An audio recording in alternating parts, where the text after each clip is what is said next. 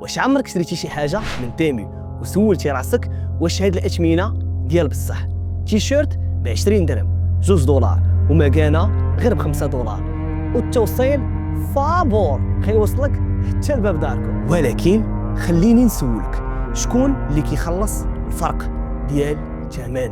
حيت من نهار زادينا في الدنيا عرفنا باللي ما كاين حتى شي حاجه فابور وكل حاجه عندها ثمن. تيمو هو واحد التطبيق صيني اللي تابع لواحد الشركه كبيره PPD هولدينغ واجتاح العالم كامل، ومن بين الدول اللي دخل ليها المغرب. الاستراتيجيه ديالو سهله وبسيطه بزاف، الاثمنه اللي رخاص والاعلانات اللي كاينين في اي بلاصه والعروض اللي كيخليوك تفكر انك لا سقلتيهم فلتي شي حاجه مهمه في حياتك، الفرصه ديال العمر ديالك. وهذا الشيء كامل تيمو مكالكوليه مزيان غير باش يخلي عندك واحد الادمان ديال العاده. وغادي تسولني غتقول لي تيمو كيفاش كيربح؟ تيمو واخا كيبيع بالرخص كيربح اسيدي. الربح ديالو ما كاينش في السلعه ولكن كاين في الحجم ديالها. تيمو واخا كيبيع بواحد الاثمنه اللي كتبان لك رخيصه بزاف ولكن كيبيع بالكميه، في الاخر ديال العام كتلقاهم واحد الارقام اللي كيوليو خياليين وفلكيين. زيد عليها الجوده ديال المنتوج اللي كتكون ضعيفه، والمواد اللي كيتصنع منها حتى هي مواد ماشي تلهيه. وهذا الشيء كيخليك انك تشري البرودوي 2 مرات حتى 3، غتشري وتعاود تشري. والمثل المغربي كيقول لك الشطيري كيتقدى من السوق 2 مرات. والرابح الوحيد بيان سور هو تيمو. دابا وصلنا لواحد الجزء مهم بزاف ويقدر يخلع بزاف ديال الناس.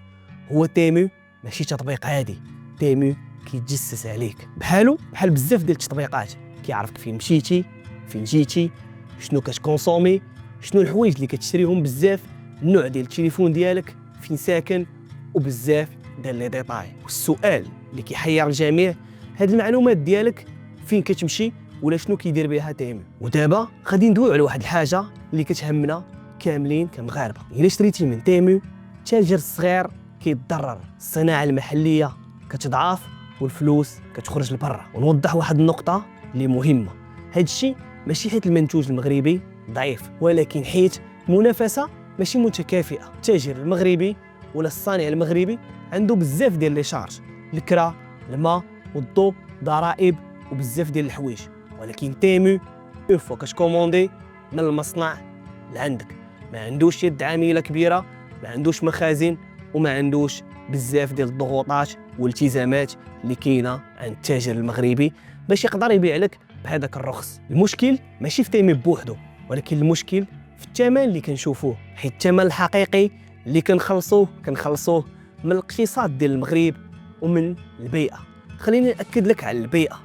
قلنا على ان لي برودوي كتبقى كل مره تشريهم حيت لا كاليتي ديالهم عيانه، غضرب بيه سيمانه جوج غادي تلوحوا، انت غادي تلوح، انا غادي نلوح، والاخر غادي يلوح، في الاخر غادي نلقاو راسنا عايشين وسط بزاف ديال الزبل، هما كيبيعوا لنا الزبل ديالهم. باش نكون محايد، تيمو ماشي شيطان وتيمو ماشي بريء. وديما سول راسك شنو اللي كتربح وشنو اللي كتخسر، حيت لا لقيتي شي حاجه فابور عرف راسك انت هو الثمن.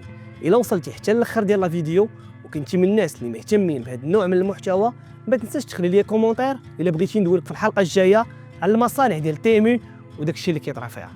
السلام عليكم.